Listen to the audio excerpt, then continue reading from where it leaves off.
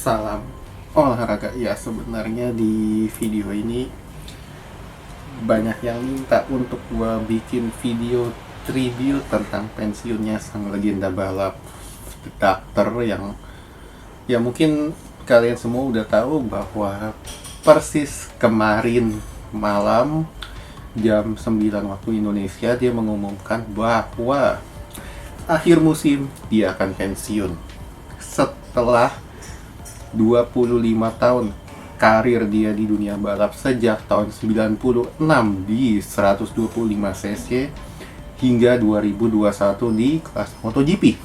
Nah, di sini kita melihat bahwa sebetulnya ya dari performanya ya, gue melihat dari performa sejak kita tarik 2-3 musim ke belakang, Rossi ini udah nggak bisa sekompetitif sebelumnya ya. Terbukti ketika dari segi pengembangan motor pun dia udah nggak bisa mengikuti para pemain mudanya lah istilahnya. Kan kita bisa tahu ada Quartararo, ada Marquez, ada si Vinales, dan ya lalu ada Rins, Mirna. Rossi ini udah nggak bisa mengikuti, dan ya kalau gue bilang ini suatu keputusan yang tepat juga. Karena apa? Karena lu lebih lama lagi lu berkarir di dunia balap dengan usia yang sudah makin menua, fisik makin menurun, dengan perkembangan yang makin maju untuk anak-anak mudanya. Ya, mungkin ini pilihan yang tepat. Apalagi ditambah musim kemarin dan hingga pertengahan race musim ini, Rossi udah nggak bisa kompetitif. Minimal masuk top 10 aja udah susah. Nah, inilah salah satu catatan mengapa kalau gue bilang ini keputusan yang tepat. Nah, sebelumnya kalau misalkan kalian yang belum tahu Rossi seperti apa, gue ceritakan sedikit ya. Nah, dia memulai karir balapnya ini dari kelas 225 cc atau sekarang kita sebut Moto3 dengan kapasitas mesin 125. Dua musim 96-97 dia masuk ke, setelah 2 musim 125 dia masuk ke 250. Di 250 dia berhasil juara, lompat ke kelas MotoGP 2000 dengan motor Honda Nastro Azzurro ketika itu. Dan ini merupakan, kalau misalkan kalian belum tahu, ini salah satu keputusan jitu dari Honda. Kenapa? Karena mereka ini berani untuk membuat tim khusus Rossi dengan alih-alih tim satelit. Padahal dari segi mekanik aja lu udah bisa lihat mereka tarik Jeremy Burgess, seorang kepala kru dari 5 kali juara dunia Mick Doohan, yang kembali turun gunung untuk mendampingi si anak muda ini.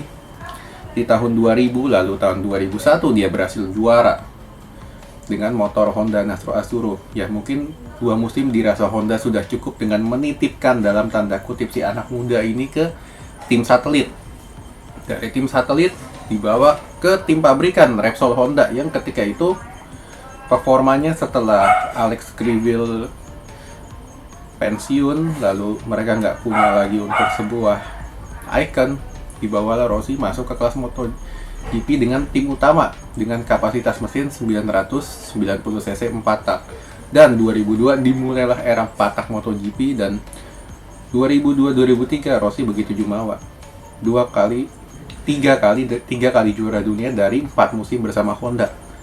Nah, di akhir musim 2003 sedikit ada clash antara Rossi dengan Honda, dan yang menimbulkan kekecewaan bahwa Rossi keluar dari Honda masuk ke Yamaha di 2004. Awalnya orang pada bilang, wah, Yamaha itu kan motor jelek, nggak ada yang bisa juara lah istilahnya dengan motor itu. Ya, rider sehebat Max Biaggi aja orang bilang nggak bisa juara.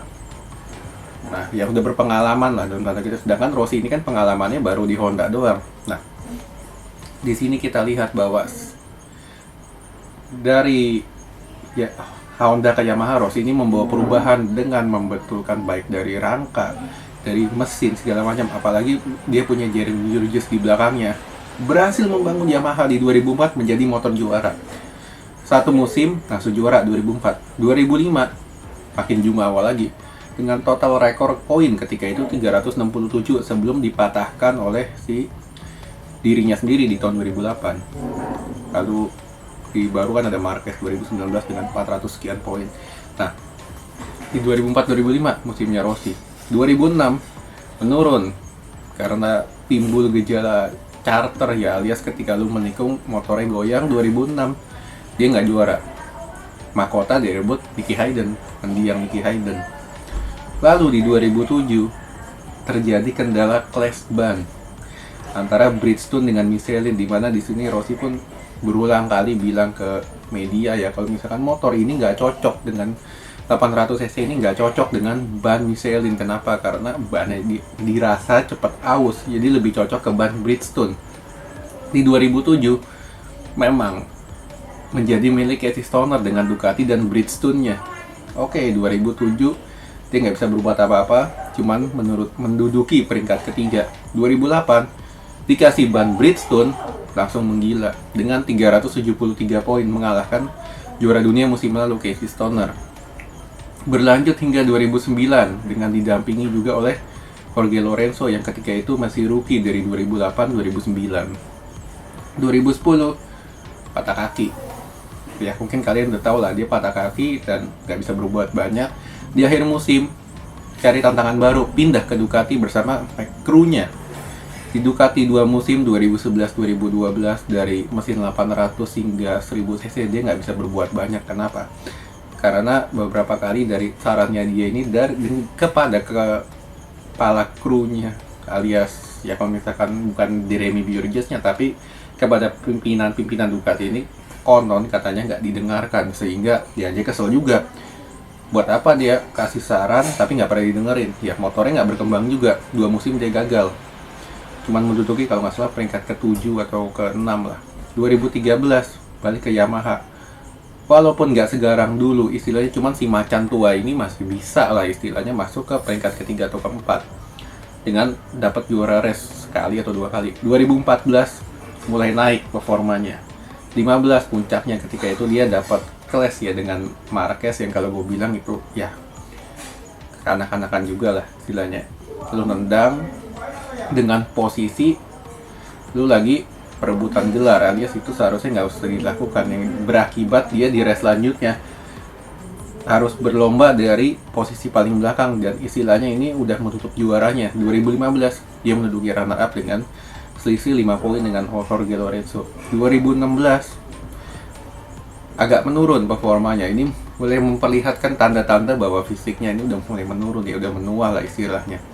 17 18, 19, dan puncaknya di 2020 makin menurun, ngedrop performanya.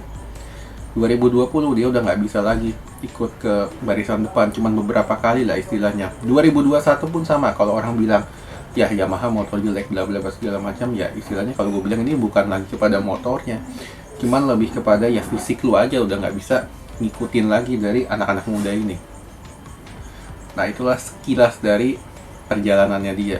Nah lalu kemanakah dia selanjutnya? Nah kalau misalkan selanjutnya feeling gua dia ini akan mendampingi timnya, entah itu sebagai manajer, entah itu sebagai kepala petingginya. Istilahnya dia akan tetap berada di paddock bersama tim barunya musim depan, yaitu Aramco VR46, alias istilahnya musim depan akan sangat menarik. Kenapa? Karena tim yang baru, rider yang baru, dan didampingi oleh sang legend di belakang layar. Oke, sekian dulu.